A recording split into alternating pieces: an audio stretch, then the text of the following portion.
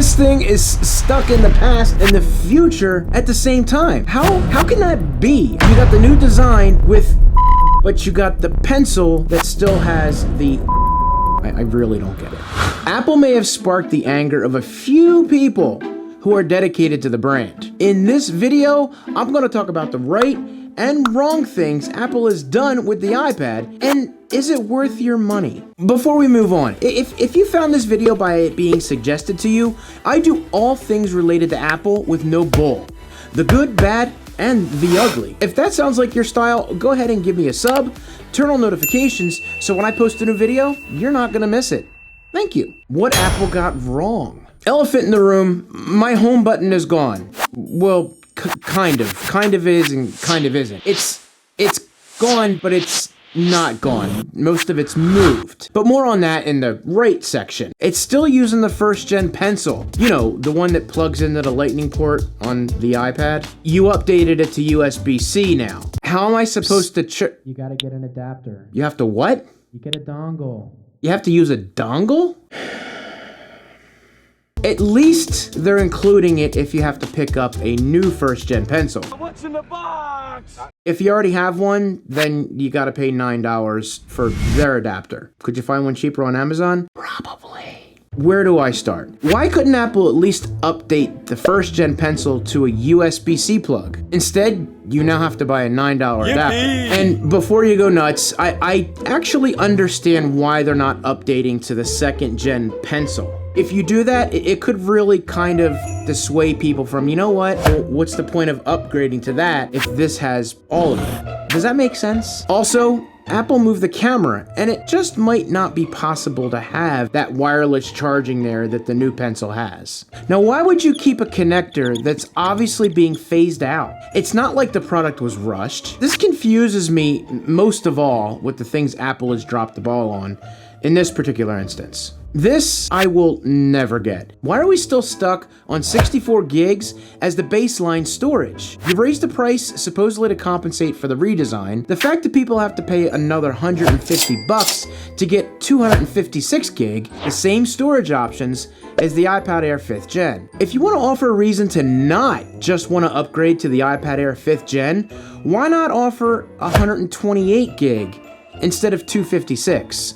In my opinion, the purpose for keeping the 64 gigs is to force people to sign up for iCloud, thus making those couple extra ducats off of us. How about you do what's right for the consumer and give us that 64 and 128 option for a lower price, then keep the higher storage 256 gig with the iPad Air 5th Gen, thus creating a little bit more separation from the entry level of this 10th Gen to the iPad Air 5th Gen, which is supposed to be the step up. And no, I don't think it takes away from people who are on the fence if they're gonna get the iPad Air 5th Gen. If you offer this, they might stay with the 10th Gen iPad entry level. This is getting way too many, and the product options are getting way too vast. I totally get it.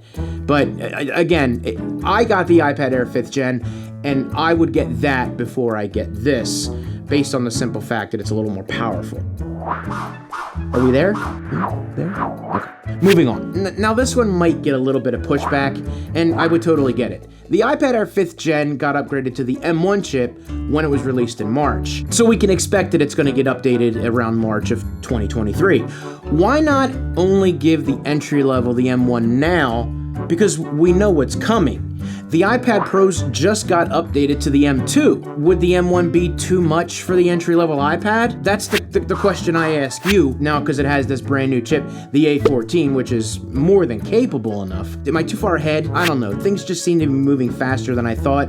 I figured they would want to get all the iPads on the M1 structure before the end of 2022, but supply chain issues? Who knows? If I had to choose, I would have asked for the 128 gig for the lower price, and man, update the pencil to at least the USB-C port. This thing is stuck in the past and the future at the same time. How can that be? You got the new design with USB-C, but you got the pencil that still has the lightning. I don't know. I really don't get it. So what do you think so far for the wrong? Did I miss anything? Go ahead and leave a comment down below, and on your way down there, please give this video a thumbs up. That's not all that bad now that I laid it out and I'm actually saying it. So let's go ahead and take a look at what they got right with the new iPad 10th Gen.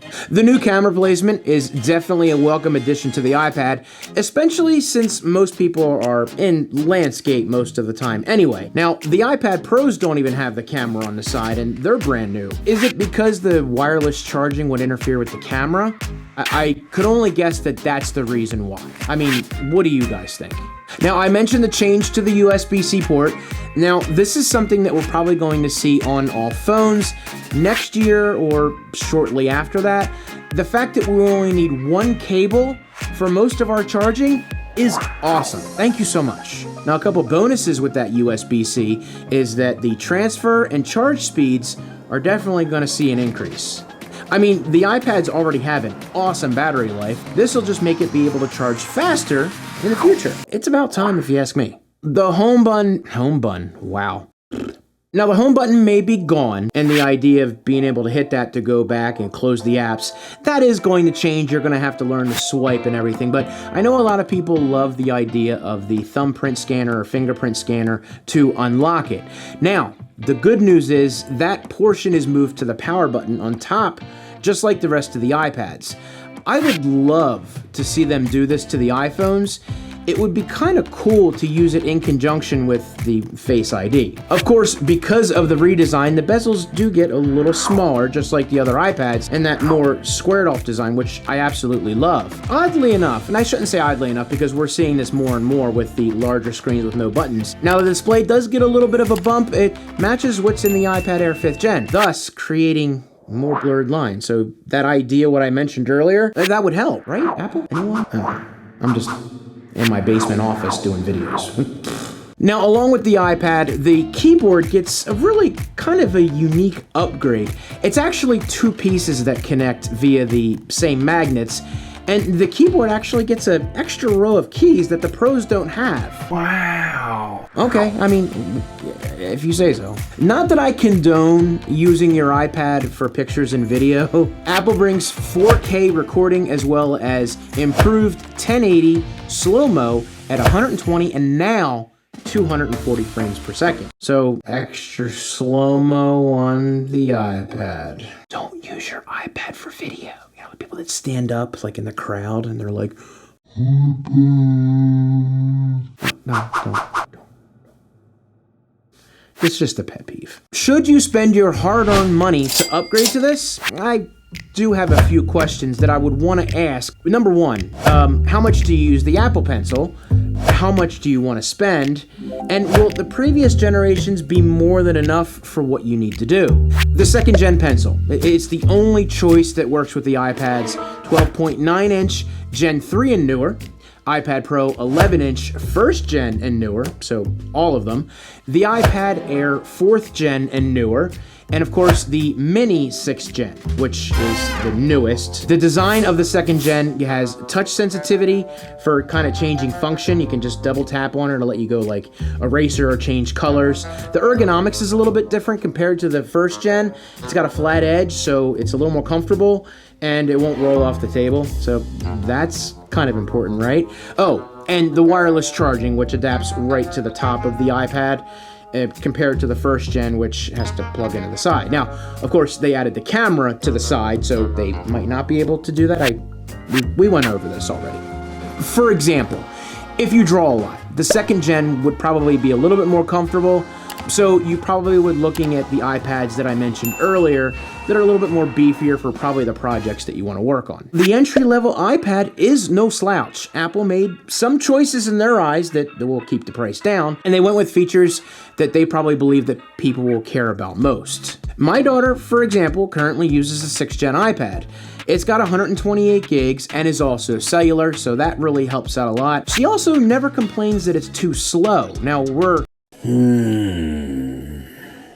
4 generations, sorry, I'm getting ahead of myself, 4 generations removed since that. Now I am considering upgrading her to the 10th gen, or, potentially the 9th gen because, she might still like the home button. It would cost less.